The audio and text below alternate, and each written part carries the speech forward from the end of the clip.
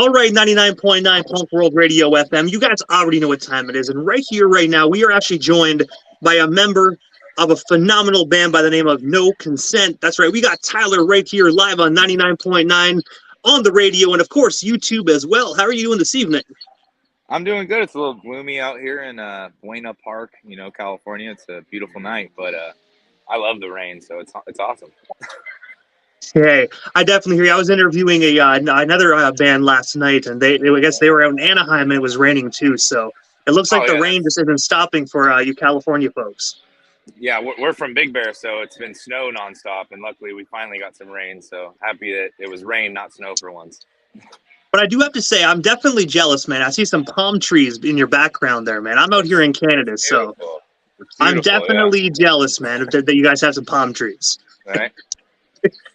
But I know you're a busy guy, Tyler, and you're actually out there enjoying the weather right now. So I'm not going to take you too far away this Saturday evening, man. But I got to take you back to the beginning of your amazing career this far. And I have to ask, man, like, what actually got you into the music industry initially? Like, aside from No Consent, like, what actually made you really decide to pursue a career in music?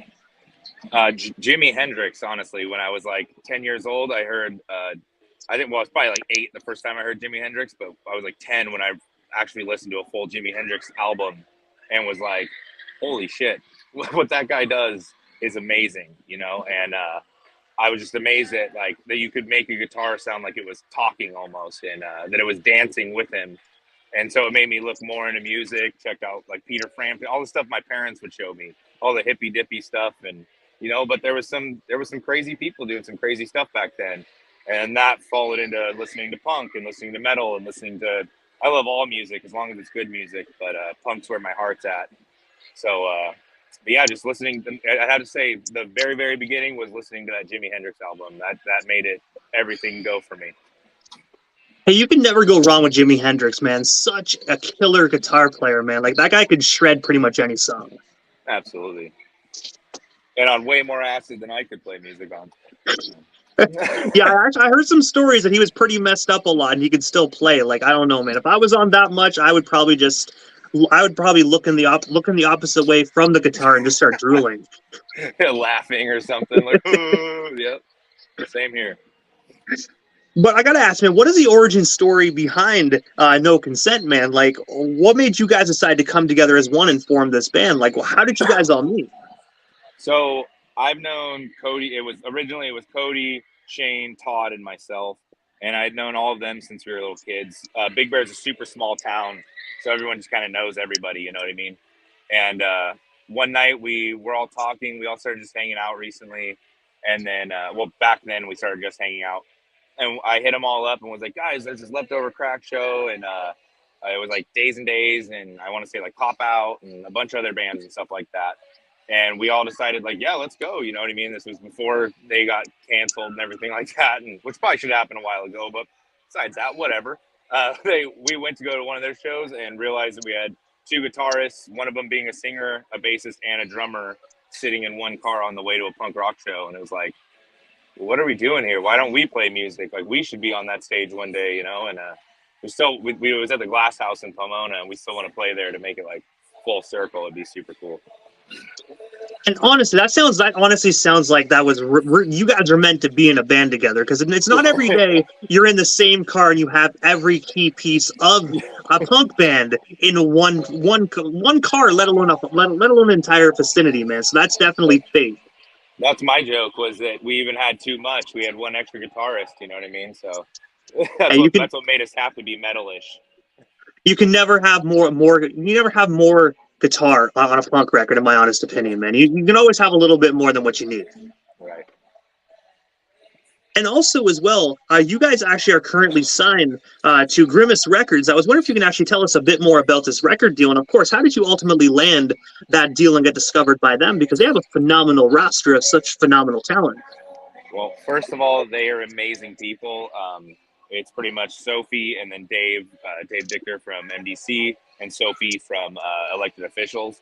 And they are some of the most amazing people. Their whole team is amazing.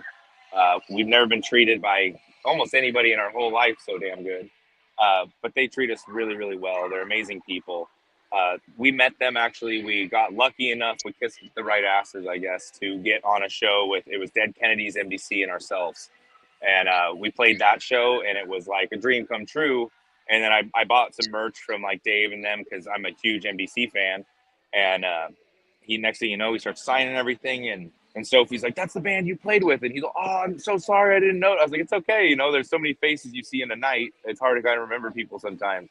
And he's like, "I told her that you guys killed it, and I wanted to talk to you, so I'm happy I got to see you guys." And next thing I know, we're talking a few months later, and they're like, "Do you guys want to put out your album through us?" And I was like, "Yes, please, please." And yeah, it was one of the best decisions we ever made. They're some of the nicest people. We just got off tour with MDC. That was an awesome time. We had to take our own little tour bus on with us. We built up this tour bus from a party bus into a full-blown tour bus, so it's pretty cool. But the record deal has been awesome. So far, we put out one album, one EP. And then now from there, we're going to hopefully put out a few singles and then compile them into an album, another EP. And then hopefully we'll do our full-length release, which will, I don't know what it's going to be here. That's way too far ahead for me. Yeah, 2023 is still young. It definitely feels like we're very far into it, but if you really think about it, we're only 3 months in, so we're not even past the first quarter of it. It feels like it's going fast, though. I feel like every month goes faster. Maybe I'm just getting older and time just goes faster and all that, But speaking of that tour you brought up a few moments ago, how you actually turned a party bus into a regular bus and just toured. What cities and states did you actually get a chance to tour to? Was it just strictly California? Did you guys actually tour out of state? So we've toured by ourselves out of state and done stuff like that. But this one was, they were just coming through California. So it ended up working that we just would go with them, into the California area, help them with their backline.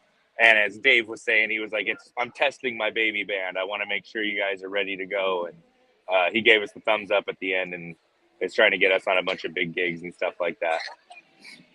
I got to say, it's definitely a smart thing to do as well, bring the most recent signees actually on tour and kind of give them a little tester, it's actually great. Right. This is my daughter right here. And she wanted to jump into the interview. Here's the other one.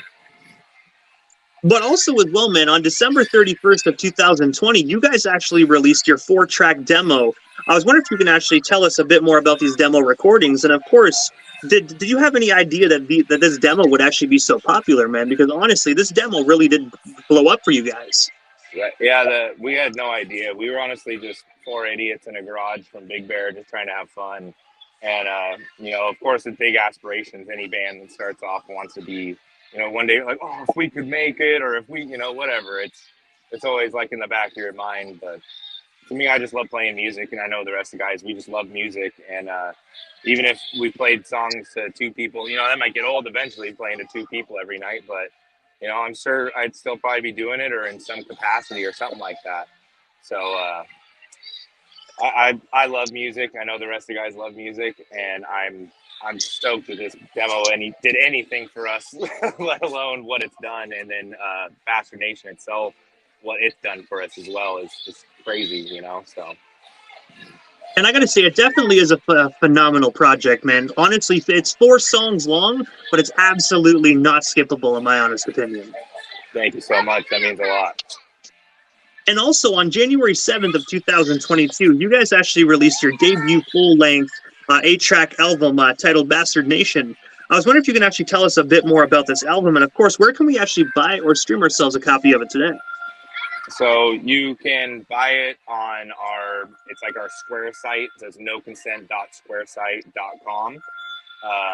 And then download it or stream it from almost anywhere, Spotify, Apple Music, Pandora, blah, blah, blah, blah, blah. Literally every streaming site there is.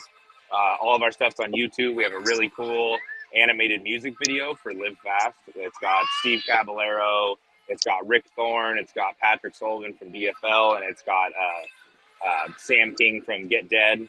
So that's super cool. But all the songs just kind of, we started writing songs, and some of them came from our EP or from our demo, but we kind of tightened them up a little bit or changed them how we wanted to. We didn't know what band we wanted to be when we started.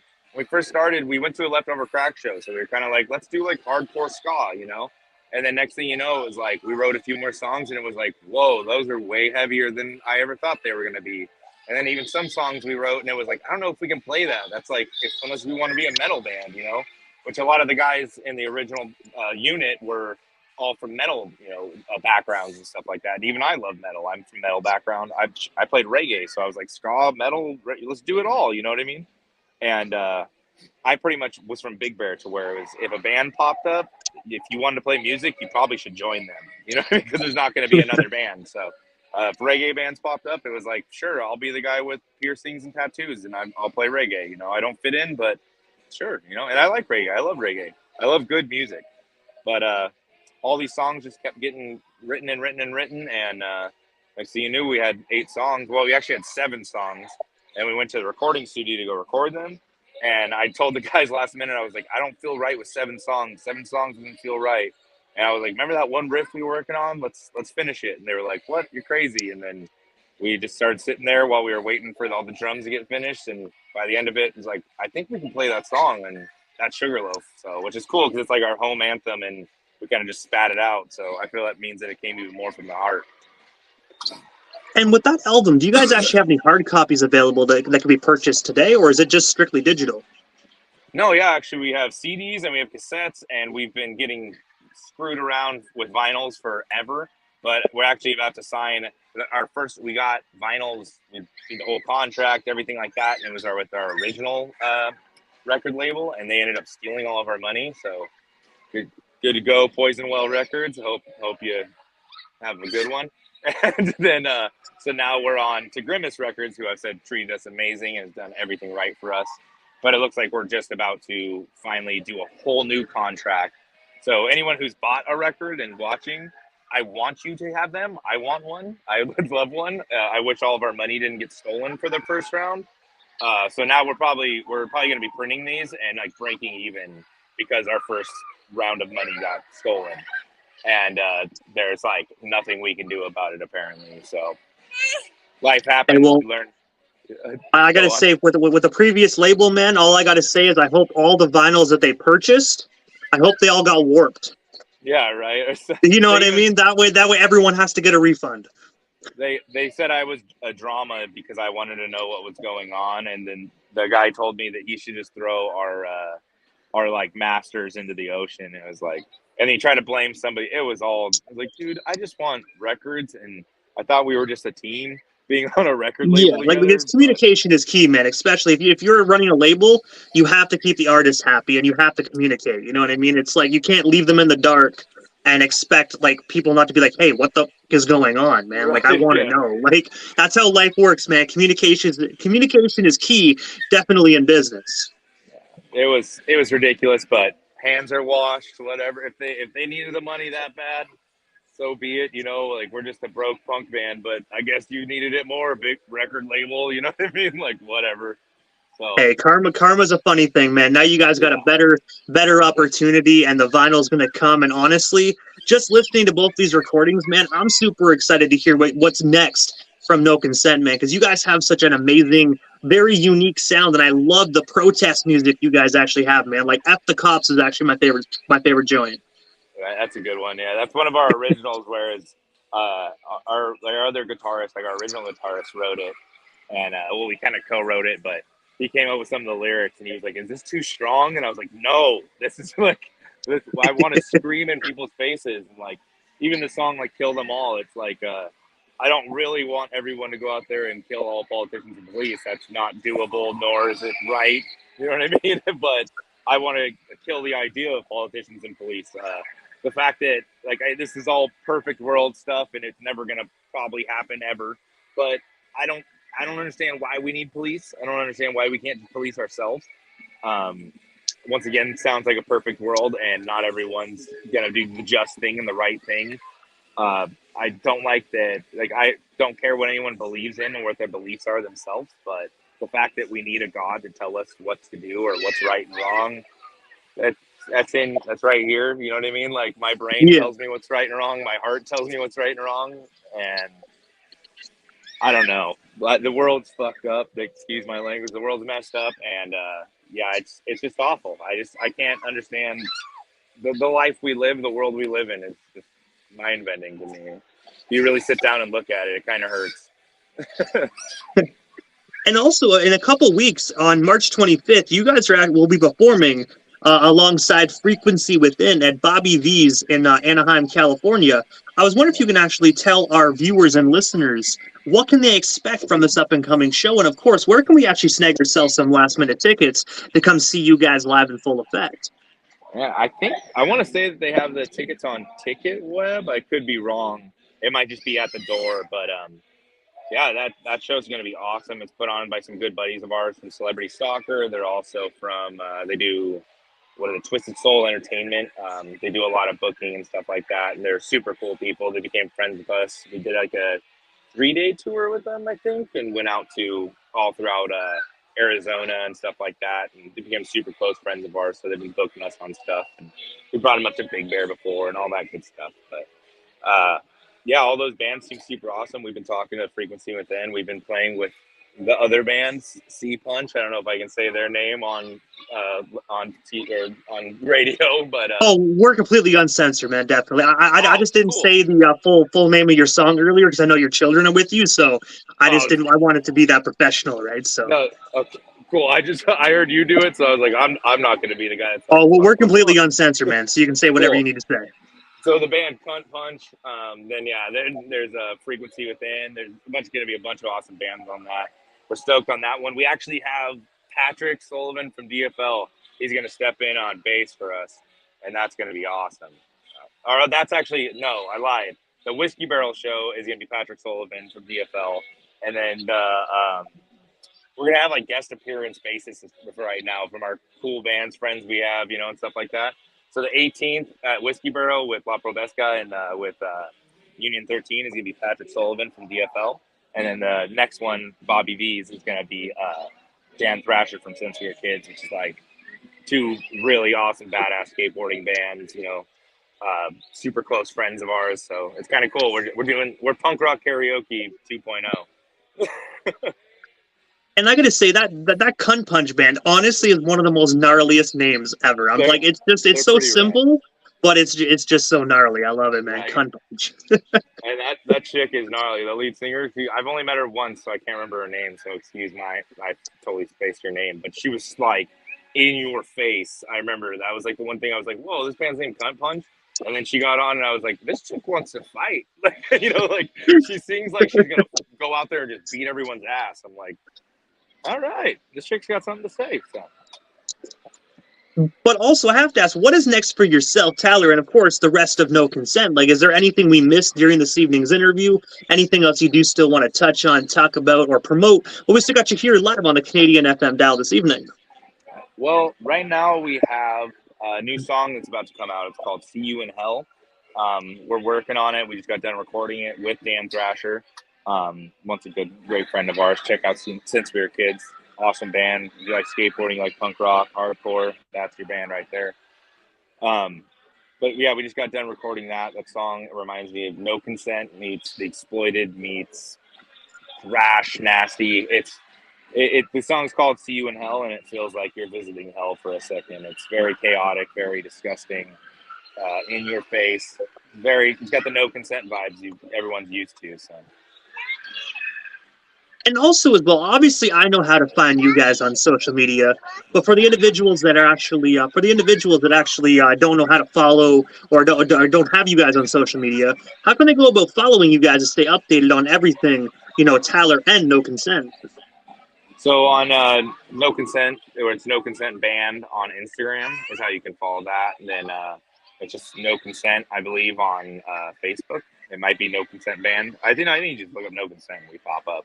And then yeah, that's pretty much it. That's we're on TikTok, but I suck at TikTok, so I'm not very good at that yet. I'm not very good at just making like, hey, look at me doing stuff. I just do stuff, and then I'm like, oh damn, that probably would have been a good TikTok, huh? But I'll probably get better at it, hopefully one day. But yeah, just pretty much Instagram and Facebook. Just stay watching. We got we had a beer made a while ago, and we're actually about to get our beer remade.